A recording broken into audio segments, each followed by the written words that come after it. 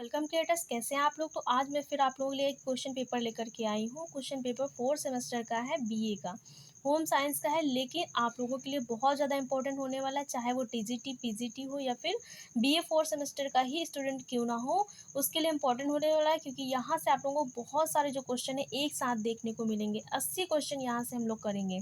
तो क्वेश्चन एक साथ आप लोगों को इतने सारे मिल रहे हैं और सारे आपके सब्जेक्ट के रिलेटेड क्वेश्चन है, एक्सटेंशन एजुकेशन एंड कम्युनिकेशन के क्वेश्चन है, और ये टॉपिक आपके हर एग्जाम होम साइंस में पूछा जाता है, चाहे कोई भी एग्जाम हो। तो पेपर बहुत ही ज़्यादा इंपॉर्टेंट होने वाला है।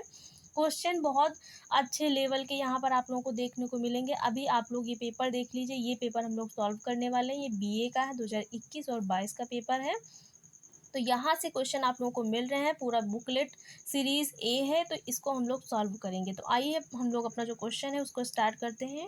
और अगर आप लोगों ने अभी तक चैनल को सब्सक्राइब नहीं किया तो चैनल को सब्सक्राइब कर लीजिए, बेल आइकन को प्रेस कर लीजिए, ताकि आप लोगों को जो क्लास का नोटिफिकेशन है वो टाइम पर मिलता रहे।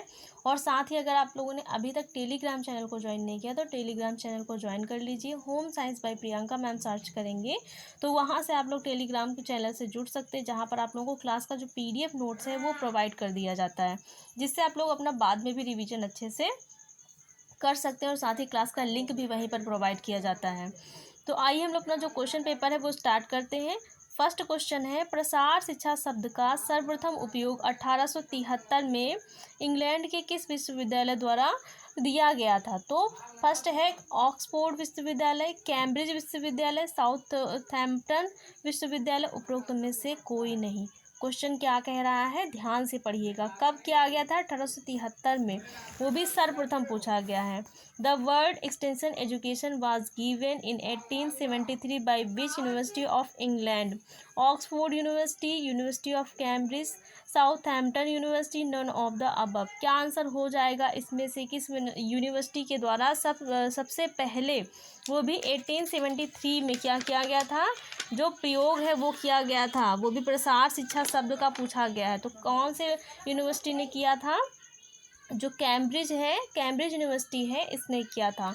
तो ऑप्शन नंबर जो बी यहाँ पर आप लोगों का आंसर है वो सही हो जाएगा। सेकेंड क्वेश्चन है, प्रसार शिक्षा डैश निवासी लोगों के जीवन में स्तर में सुधार करती है। तो जो प्रसार शिक्षा है कौन से निवासी लोगों के जीवन स्तर में सुधार करती है? शहरी क्षेत्र, जनजातीय क्षेत्र, ग्रामीण क्षेत्र, या फिर उपरोक्त में से सभी। तो extension education is to improve the status of people residing in urban areas, tribal areas, rural areas and all of the above. कौन से लोगों के जीवन स्तर में सुधार करती है? जो प्रसार शिक्षा है वो कौन से लोगों के जीवन स्तर में सुधार करती है? आंसर दीजिए, कौन सा आंसर यहाँ पर हो जाएगा करेक्ट। तो यहाँ पर जो है हम लोग दो ऑप्शन यहाँ पर आंसर मान सकते हैं।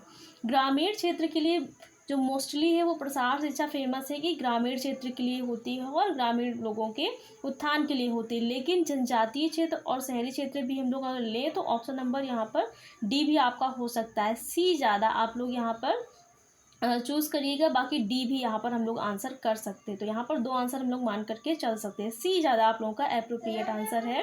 तो ग्रामीण क्षेत्र के लिए प्रसार शिक्षा मानी जाती है। प्रसार शिक्षा ग्रामीण क्षेत्र निवासी लोगों के जीवन स्तर में सुधार करती है, लेकिन शहरी क्षेत्र और जनजातीय क्षेत्र भी यहाँ पर हम लोग ले सकते हैं। तो ऑप्शन नंबर बी सी यहाँ पर मान सकते हैं, लेकिन डी भी आपको यहाँ पर आप लोग इसको क्या कर सकते हैं, प्रीफर कर सकते हैं। नेक्स्ट क्वेश्चन है, प्रसार शिक्षा का मुख्य घटक क्या है? पूछा गया है प्रसार शिक्षा का मुख्य घटक क्या है? प्रसार शिक्षा का मुख्य घटक क्या है? खोज, शोध, शिक्षण, प्रसार सेवा, या फिर उपरोक्त सभी। तो प्रसार शिक्षा का मुख्य घटक क्या है? Which of the following is the main component of extension education, research, teaching, extension service, all of the above. तो क्या हो जाएगा? प्रसार शिक्षा का मुख्य घटक क्या है? प्रसार शिक्षा का मुख्य घटक कौन सा हो जाएगा? इसमें से प्रसार सेवा हो जाएगा। क्या हो जाएगा?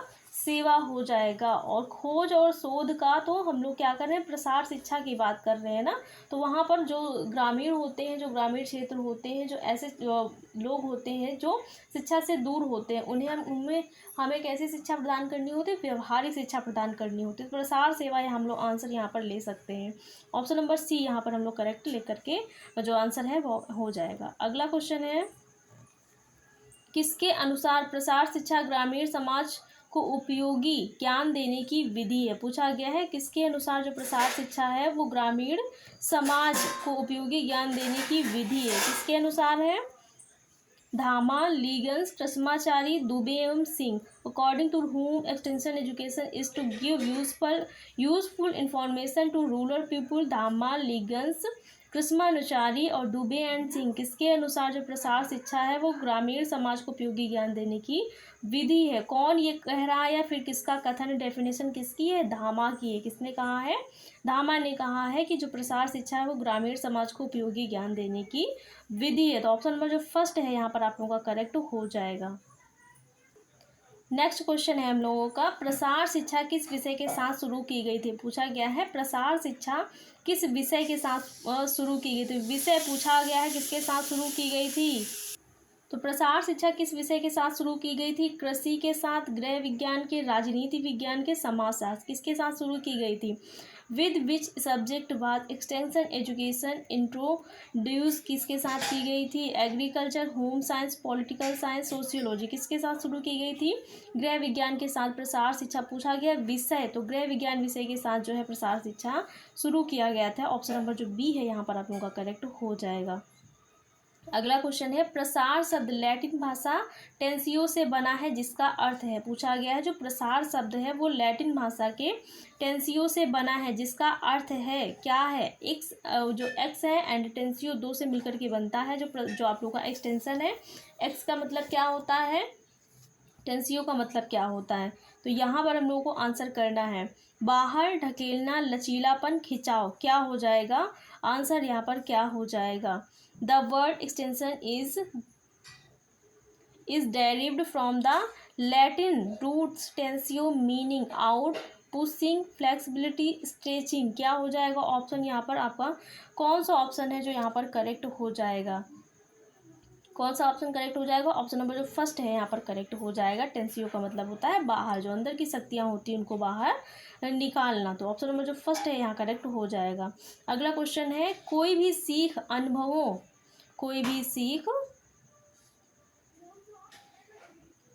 क्वेश्चन पूछ रहा है कि कोई भी जो सीख है वो अनुभव जो प्रौढ़ों के लिए तैयार की गई हो उनमें, जिसमें उन्हीं के स्तर को ध्यान में रखकर विषय वस्तुतः विधियों का प्रयोग किया गया हो, प्रौढ़ शिक्षा कहलाती है। परिभाषा किसके द्वारा दी गई है? क्वेश्चन क्या कह रहा है, डेफिनेशन पूछी गई है कि किसके द्वारा दी गई? कोई भी सीख अनुभव जो प्रौढ़ों के लिए तैयार की गई हो, ऐसी कोई भी सीख या अनुभव जो केवल प्रौढ़ों के लिए हो, जिसमें उन्हीं के स्तर को ध्यान में रखकर विषय वस्तु तथा विधियों का प्रयोग किया गया हो, प्रौढ़ शिक्षा कहलाती है। परिभाषा किसकी है? CL कुंडू की है, SV सुपे की है, OP धामा की है, बर्टसन की है। तो किसकी परिभाषा है? Any learning experience designed for adult irrespective of content level and methods used. Definition is given by CL Kundu की है, SV सुपे की है, OP धामा की है, बर्टसन की है। तो किसकी है जो डेफिनेशन है वो किसके द्वारा दी गई है? बर्टसन के द्वारा दी गई। बर्टसन ने कहा है कि कोई भी शिक्षा, कोई भी सीख अनुभव जो प्रौढ़ों के लिए तैयार किया गया उनमें उन्हीं के स्तर को ध्यान में रखकर, विषय वस्तु को ध्यान में रखकर विधियों का प्रयोग किया गया है, तो वो प्रौढ़ शिक्षा कहलाती है। किसने कहा है? बर्टसन ने कहा है। किसने कहा है? बर्टसन ने कहा। ऑप्शन नंबर जो डी है यहाँ पर आप लोगों का करेक्ट हो जाएगा।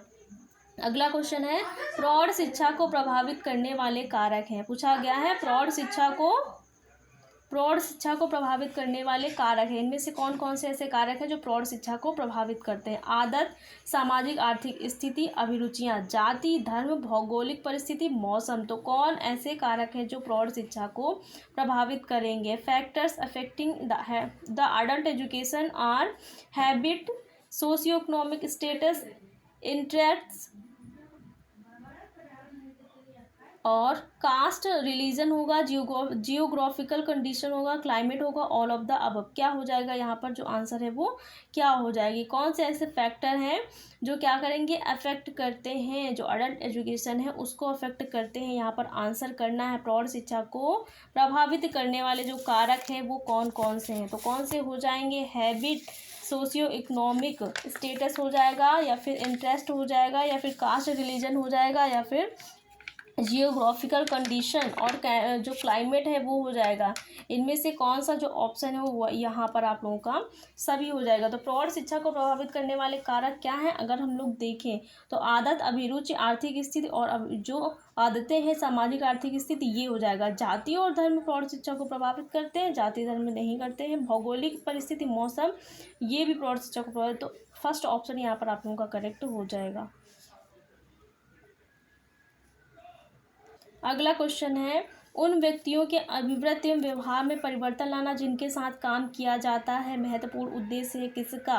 प्रौढ़ शिक्षा का, बेसिक शिक्षा का, प्रसार शिक्षा का, स्त्री शिक्षा का। उन व्यक्तियों के अभिवृत्ति एवं व्यवहार में परिवर्तन लाना है जिसके साथ काम किया जाता है महत्वपूर्ण उद्देश्य किसका है? प्रौढ़ शिक्षा का है, बेसिक शिक्षा का है, प्रसार शिक्षा का है, स्त्री शिक्षा का है।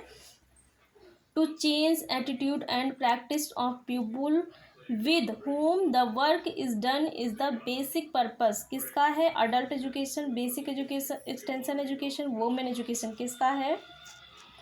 किस पे परिवर्तन लाना है? व्यक्तियों के अभिवृत्ति और व्यवहार में परिवर्तन लाना है। तो अभिवृत्ति और व्यवहार में परिवर्तन लाना किसके अंतर्गत आता है? प्रसार शिक्षा के अंतर्गत आता है। ऑप्शन नंबर जो सी है यहाँ पर आप लोगों का करेक्ट हो जाएगा।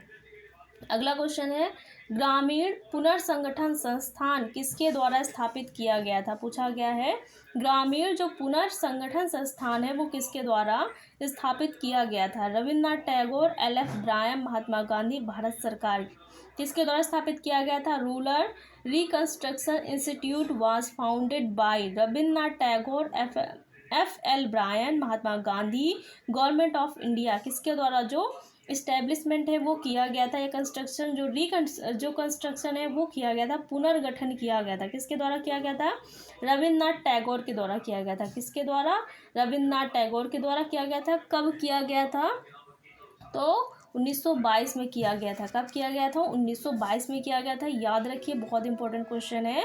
रविन्द्रनाथ टैगोर के द्वारा किया गया था। ग्रामीण जो गठन संस्थान है उसका जो पुनर्गठन है वो किया गया 1922 में किया गया, रविन्द्रनाथ टैगोर के द्वारा किया गया। ऑप्शन नंबर फर्स्ट यहाँ करेक्ट हो जाएगा। अगला क्वेश्चन है, भारत सरकार द्वारा इटावा पायलट प्रोजेक्ट कब शुरू किया गया? पूछा गया है भारत सरकार के द्वारा इटावा पायलट जो प्रोजेक्ट है वो कब शुरू किया गया था? 1948, 1947, 1950, 1952। Etawah pilot project was initiated by government of India in the year 1948, 1947, 1950, 1952। कब हुआ था? जो सन है वो कौन सा हो जाएगा? किस सन में हुआ था? तो 1948 में हुआ था। और इटावा जो पायलट प्रोजेक्ट है वो किसने दिया था? एक क्वेश्चन और यहाँ से तैयार कर लीजिए, किसने दिया था? अल्बर्ट मेयर ने दिया है। किसने दिया है? जो अल्बर्ट मेयर हैं उन्होंने दिया है। किसने दिया है? अल्बर्ट मेयर ने दिया है। कब दिया है? 1948 में दिया है। कौन सा प्रोजेक्ट दिया है? इटावा पायलट प्रोजेक्ट दिया है। तो ऑप्शन नंबर जो फर्स्ट है यहाँ पर आप लोगों का करेक्ट हो जाएगा। अगला क्वेश्चन है, जंगल में भी मंगल है, यह किस प्रसार कार्यक्रम की महत्वपूर्ण उपलब्धि है? पूछा गया है जंगल में भी मंगल है, यह किस प्रसार कार्यक्रम की महत्वपूर्ण उपलब्धि है? सर्वोदय कार्यक्रम, शांति निकेतन कार्यक्रम, इटावा प्रोजेक्ट, नीला खेड़ी विकास योजना। तो किसका जो कोटेशन है वो है जंगल में भी मंगल। किसका है? सर्वोदय कार्यक्रम का है, शांति निकेतन, इटावा या फिर नीला खेड़ी। किसका है? जंगल में भी मंगल है। Was a major achievement of which extension programme? Sarvodaya programme, Shantiniketan programme या फिर इटावा प्रोजेक्ट या फिर नीला खेड़ी डेवलपमेंट स्कीम। किसका है? तो नीला खेड़ी जो डेवलपमेंट स्कीम है उसका ये कोटेशन है जंगल में भी मंगल। तो ये कोटेशन किसका है? नीला खेड़ी जो विकास योजना है उसका कोटेशन ये है। तो ऑप्शन नंबर फोर्थ यहाँ पर आप लोगों का जो डी ऑप्शन है वो करेक्ट हो जाएगा। क्वेश्चन देख सकते हैं कितने ज़्यादा इंपॉर्टेंट है और किसी भी एग्जाम में आ सकते हैं, चाहे होम साइंस का कोई भी एग्जाम हो, क्योंकि क्वेश्चन का जो लेवल है बहुत अच्छा खासा यहाँ पर देखने को मिल रहा है। अगला क्वेश्चन है, स्वतंत्रता प्राप्ति के तुरंत पश्चात भारत सरकार द्वारा पहला ग्रामीण विकास कार्यक्रम कौन सा था? पूछा गया है जो स्वतंत्रता है उसकी प्राप्ति के तुरंत पश्चात पूछा गया है, उसी सन में स्वतंत्रता प्राप्ति के तुरंत पश्चात भारत सरकार द्वारा पहला ग्रामीण विकास कार्यक्रम कौन सा था? कौन सा था? फिरका विकास योजना, नीला खेड़ी, इटावा पायलट प्रोजेक्ट या फिर श्री निकेतन। तो कौन सा जो कार्यक्रम है वो तुरंत जो है स्टार्ट किया गया था, वो भी कब स्टार्ट किया गया था? तो जो स्वतंत्रता प्राप्ति है तुरंत उसके पश्चात स्टार्ट किया गया था। Which was the first rural development programme launched by government of India just after independence. फिर का डेवलपमेंट स्कीम, नीलाखेड़ी या फिर Etawah pilot project, Sriniketan, किसके द्वारा शुरू मतलब कब किया गया था, कौन सा कार्यक्रम है जो किया गया था। जो इटावा पायलट प्रोजेक्ट है वो है इसके तुरंत स्वतंत्रता प्राप्ति के तुरंत पश्चात भारत सरकार का जो पहला कार्यक्रम है वो इटावा पायलट प्रोजेक्ट है। और अभी हम लोगों ने देखा था इसका जो संचालन वो किसने किया, अल्बर्ट मेयर ने किया था। कब किया था, तो 1947 में हुआ था। कब हुआ था, 1947 में। और जो लागू है वो 48 में हुआ था। कब हुआ था, 1948 में। ये पूरे तरीके से क्या हुआ था, शुभारंभ इसका हो गया था। लेकिन 1947 में क्या हुआ था, भारत सरकार द्वारा पहला जो ग्रामीण विकास कार्यक्रम है वो यही है 1947 में। और इसको पूर्णतः जो स्टार्ट किया गया था वो 1948 में किया गया था। तो यहाँ पर आप लोगों का जो ऑप्शन नंबर सी है वो यहाँ पर करेक्ट हो जाएगा, इटावा पायलट प्रोजेक्ट।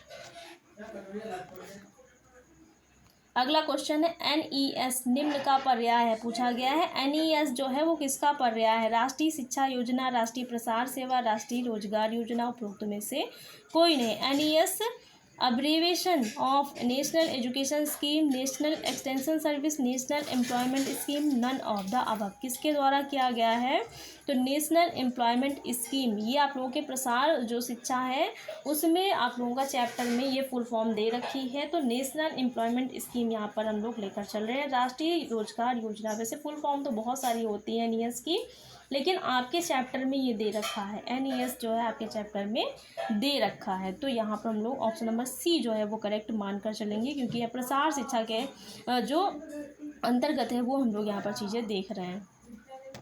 अगला क्वेश्चन है, मूल्य, उपयोगी एवं लाभप्रद, दृश्यता, सरलता एवं स्पष्टता किसकी विशेषता है। पूछा गया मूल्य, उपयोगी एवं लाभप्रद, दृश्यता, सरलता एवं स्पष्टता किसकी विशेषता है। नवाचार की, संप्रेषण की, प्रसारण की या फिर प्रसार शिक्षा की। तो किसकी विशेषताएं हैं, किसमें जो है मूल्य होना चाहिए, फिर लाभप्रद, दृश्यता होनी चाहिए और क्या होना चाहिए, स्पष्टता होनी चाहिए।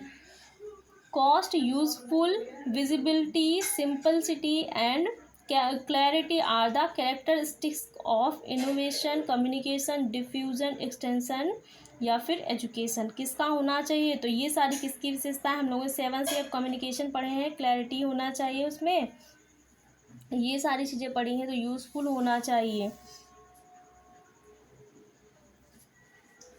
लाभप्रद भी होना चाहिए, यूजफुल भी होना चाहिए, स्पष्टता भी होनी चाहिए। तो यहाँ पर 7C वाला अगर हम लोग कॉन्सेप्ट देखें तो वो यहाँ पर फुल जो आप लोगों का क्लियर है वो नहीं बैठ रहा है, क्योंकि यहाँ पर कॉस्ट, यूजफुल है, विजिबिलिटी है, सिंपलिसिटी है, क्लैरिटी है। अगर क्लैरिटी से सारा C से स्टार्ट होगा तो हम लोग 7C ऑफ कम्युनिकेशन में चले जाते हैं और हम लोग का संप्रेषण हो जाता, लेकिन ये नहीं है। तो यहाँ पर प्रसार शिक्षा आप लोगों का आंसर जो है वो हो जाएगा। प्रसार शिक्षा कैसी होनी चाहिए, मूल्यवान होनी चाहिए, उपयोगी होनी चाहिए, लाभप्रद होनी चाहिए और सिंपलिसिटी होनी चाहिए, मतलब सरलता होनी चाहिए और उसमें विजिबिलिटी भी होनी चाहिए। सारी चीज़ें कैसी होनी चाहिए, ट्रांसपेरेंट होनी चाहिए। तो यहाँ पर ऑप्शन नंबर जो डी है आप लोगों का करेक्ट हो जाएगा।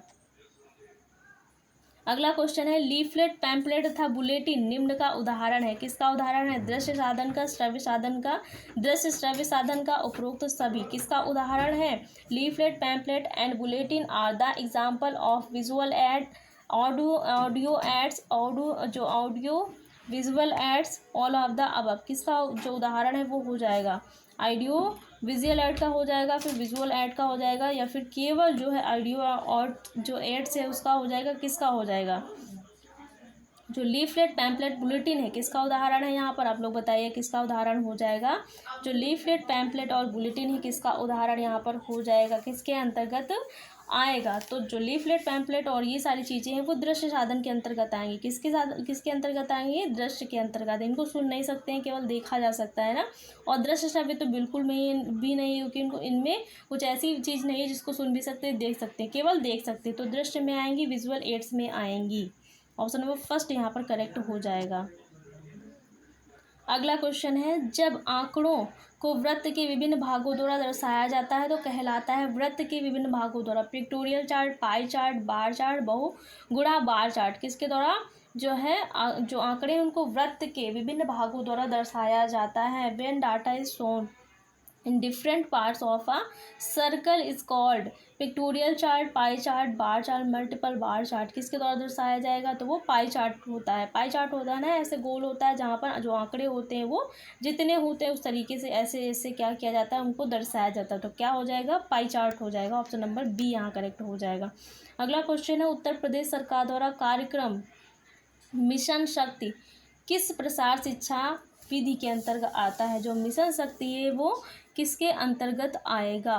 किसके अंतर्गत आएगा? बैठक के, सम्मेलन के, अभियान के, शिविर के। जो उत्तर प्रदेश सरकार द्वारा जो मिशन शक्ति कार्यक्रम है वो कौन सी विधि के अंतर्गत आता है? The mission Shakti programme launched by government of UP comes under which method of extension, meeting, conference और कैंपेन या फिर कैंप। किसके अंतर्गत आएगा? तो अभियान के अंतर्गत आएगा। जो मिशन शक्ति है वो एक अभियान की तरह चलाया गया है। सबके पास जो मिशन शक्ति है उससे संबंधित जो जानकारी है उनको पहुंचाने के लिए और जल्दी बहुत बहुत जल्द लोगों को जागरूक करने के लिए अभियान की तरह, कैंपेन की तरह चलाया गया है। तो ऑप्शन नंबर जो सी है वो करेक्ट हो जाएगा। मतलब बहुत ज़्यादा पॉपुलेशन को हमें क्या करना है? मिशन शक्ति के बारे में बताना है। तो उसके लिए जो कैंपेन है वो सबसे बेस्ट जो मेथड है वो हो जाएगा।